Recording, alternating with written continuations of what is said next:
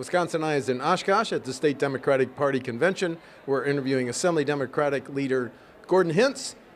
We're in your hometown, a mile away from your house. Why didn't you bring the baby down? They may be down later, but it's really exciting, not just to be in Oshkosh, but to have this kind of enthusiasm and turnout that just demonstrates Democrats are fired up for 2018. Are you using the W word as in wave? We are hoping to. We got our surfboards ready. We've got great candidates. We're working hard, and we're going to take the enthusiasm now and put ourselves in a position to catch the wave if that's there. Filing deadline, 5 p.m. today. Democratic candidates in how many of the 99?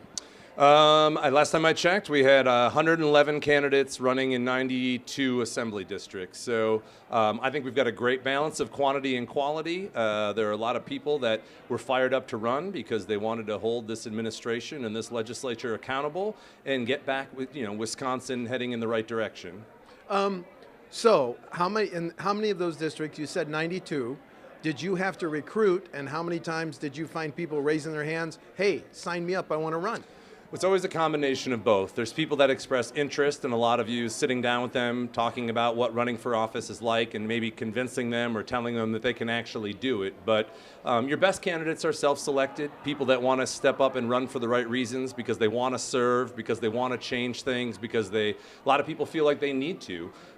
Since the 2016 presidential election, you've seen a record level of engagement and enthusiasm around the country by Democrats and by others who really just want to get back to governing and responsible decision making. Senate District 10, the win by Rebecca Dallett. Special election in Assembly District 42. What's the trend here, and will it continue for your party? Right. Well, the tough lesson of 2016 was that elections matter, and you have to turn out to win. And whether it's the special elections that we've seen around the country, the Senate 10, the Supreme Court race with Rebecca Dallett, or what we're going to see in Assembly District 42 and in the Senate 1st, turnout matters. And we're trying to take the enthusiasm that we see among Democrats here in Oshkosh throughout the state and make sure that we're getting people out to the polls because elections matter, because we can determine our future. And I think that's the message that's really resonating with voters who are very fired up about doing just that. I'm tempted to ask you if your party is going to take the Assembly on November 6th.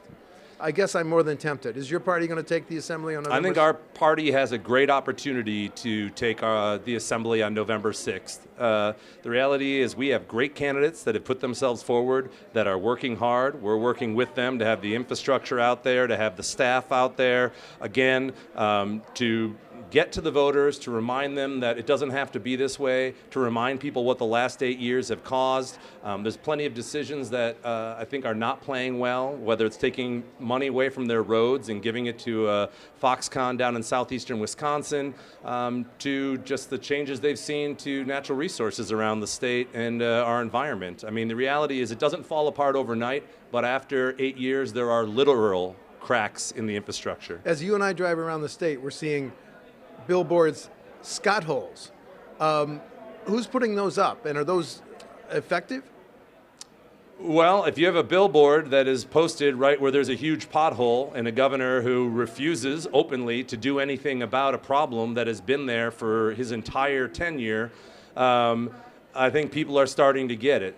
They elect their officials to make decisions in the best interest of the state and to actually address the problems that they exist. Driving up the costs, delaying projects, undermining our economic infrastructure is very short-sighted, and I think it's all coming home. So there are a lot of groups out there that recognize, I met with Schneider Trucking the other day. They said, fix our roads. They're delivering goods that we make here in Northeast Wisconsin around the country, and it's hurting them. Anytime you have something that risks safety, that risks efficiency, it's really an economic issue. Number one solution to the highway funding, you told the Wisconsin counties, you and other leaders, open tolling. Are you still there as it's most desirable? Yeah, there's a little bit out of context. I'm here to, pay for it, to do the right thing, fund the things that we need, restore indexing, stop borrowing, stop delaying projects, stop doing a resurface instead of a reconstruction. It's a public safety issue when you see bridges collapse. It's a school cost issue when you see buses that need more repairs because they're driving over potholes. It's about governing. It's not easy. Raising the gas tax, looking at other revenue options aren't the most popular things, but it's what we're elected to do. And you can't get away with what Governor Walker's doing without having a negative impact on our state over the long term. And that's what we're seeing, and I think that's the frustration that's out there. But, tolling would be my last option if that's the only possible thing that we could do to generate new revenue. But I think it's inefficient, costly, and not a great option. Are you advising your candidates on transportation that they may have to stand up and say it's time to raise the gas tax? Hasn't gone up since 2006. Our candidates that I've spoken with know that that's part of their job, is to govern, is to make decisions. It's not to pander to some ideological group in Wichita, Kansas who is got some anti-tax crusade, or they're not running for president like Governor Walker and always thinking about, well, how will this be viewed in 4 years or 8 years when I run for president? They want to deal with what they're seeing in their communities right now, and that's potholes, broken streets, construction, increased costs. People get it. It's been out there. And I think when they sign up to run for office, they know there's going to be tough decisions. And we got to get back to making the decisions to move our state forward based on what's right, not based on what's politically expedient. What are you advising candidates they should say on the issue of Foxconn? Because your party thinks it's one of the most toxic, if not the most toxic, according to Representative Pocan, issue out there. Well, again, I don't have to tell them how to feel about Foxconn because they're already hearing it.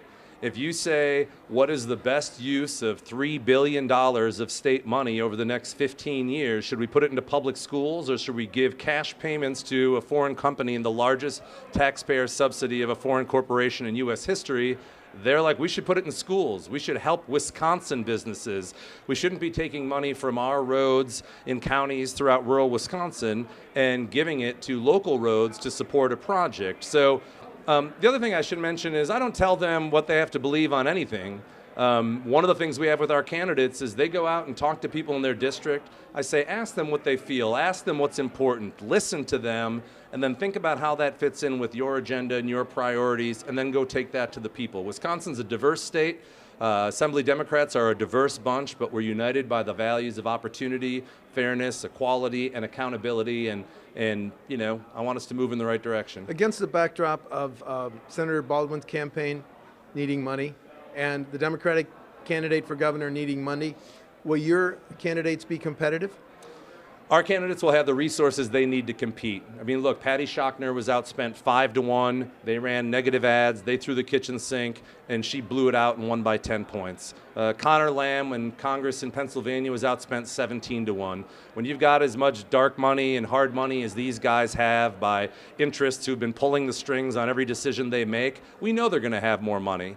But the reality is our candidates are going to have the resources they need to get their message out, and more importantly, we're going to have the ground game to turn out voters to take advantage of the enthusiasm that's out there. So I feel very comfortable. Third-party groups are certainly going to spend on behalf of your party's candidates too, and are you inviting them to do that? You talk about dark money on the other side. I think a lot of the third-party interest in Wisconsin is because they see how viable we are. They see that we've got the team, the candidates, and the infrastructure. I'm not here to solve the world's problems on money and politics, but the reality is there's a lot of people who want to see. Wisconsin's a national story. What's happened to Wisconsin is a national story, and a sad one for a lot of folks out there. So they want to see us get back to the state that we were, which was a national leader in so many areas, and so do we. So I think you're seeing a lot of interest at the state level and nationally by people that think we're in a good position to lead. Is Act 10 still an issue as we look ahead to the November 6th elections, Gordon? Well, we just had someone die at Winnebago Mental Health last fall, and one of the big issues is Act 10 and what's happened to staffing of the men and women who work there, what it's like to work 6 forced overtime shifts in a 2-week area, and how exhausted you are and how you don't have enough employees. It was the same thing Patrick Marley wrote about when he talked about Lincoln Hills, how devastating Act 10 was, causing the crisis because you had an exodus of so many experienced public employees. Now you have a shortage of teachers. So in some ways it's more relevant than ever. I think the issue, there certainly was fatigue on all sides after 7 years ago, but I think it's a reminder of the fact that that was this governor's biggest priority. He told the Oshkosh Northwestern that he was going to sit down and bargain and outright lied to get elected, and then in January dropped that bomb for completely political purposes. And I think that was sort of setting the table that most decisions were going to be made by Scott Walker for Scott Walker. You've worked hard on the juvenile prison issue. Today, the Department of Corrections and the ACLU announced some reforms, according to DOC, and that have to be approved by a federal judge. Is that a major step forward? I know both juvenile prisons are going to close by 2021, but do you welcome this deal that the DOC announced? I didn't see the actual details of the announcement. I certainly welcome anything that is going to protect both the inmates and the staff that are working there.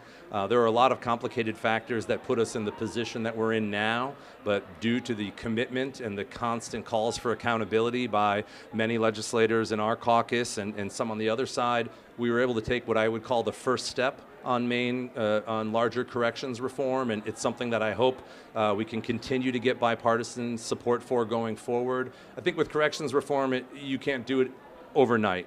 And that's why I think the framework of the juvenile corrections reform package was realistic about what we need to do and with a reasonable timetable. 5 years from now, though, let's stay on prisons. Should the Green Bay and the major prison in central Wisconsin be closed because of age and other factors? Well, I think we have to look at the overall, what is our criminal justice policy? What are the trends demographically? With an aging state, with a stagnant population, with lower crime, I think there probably could be some ways that we would be able to manage it with diversion programs and other things if we get them in place now. But I think there's a second issue there. We do have some aging facilities that are costly, that are inefficient, that if we were going to take them offline and they needed a new facility to better accommodate or better treat either a geriatric population or maybe a population with drug or alcohol issues, you might see a specialty use facility being built. But the idea that we would build new capacity at a time of a stagnant population and an aging population would seem to be a waste of taxpayer resources. Prison reform groups say, let's stop locking up people convicted of a nonviolent marijuana use crime, crime. Should Wisconsin consider legalizing the recreational marijuana? I think the time has come to have a real conversation about this. It's one of the things that I've been talking about, especially in the last 2 years, whether it is decriminalization, which a lot of communities, including Oshkosh, have done in the last year, whether it's medicinal, whether it's the legalization of cannabinoid, CBD oil. Mm-hmm.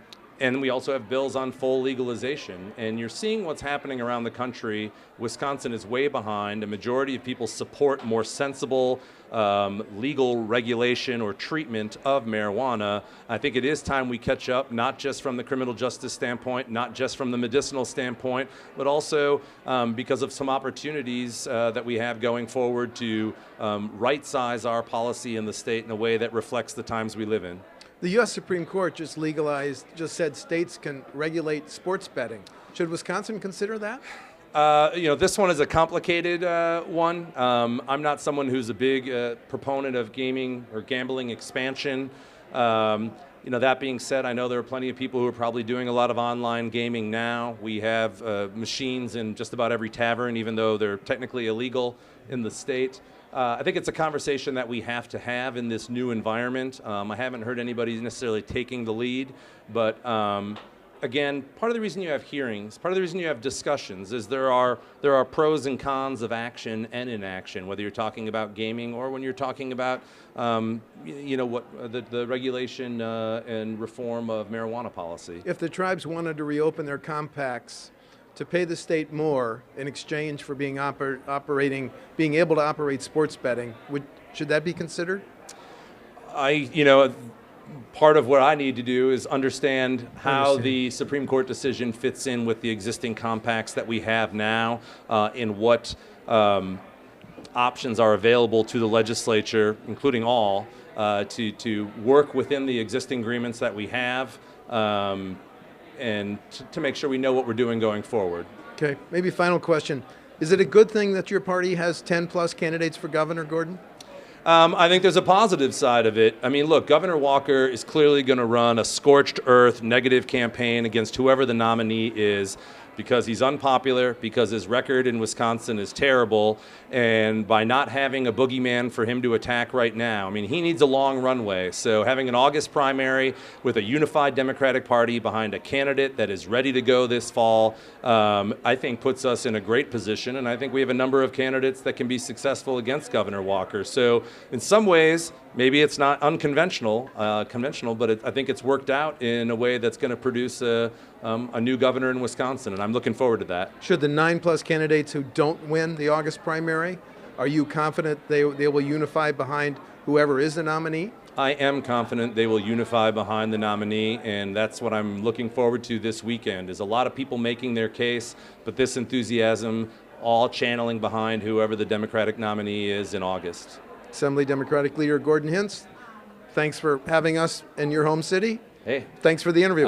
It's great to have you here. Thanks.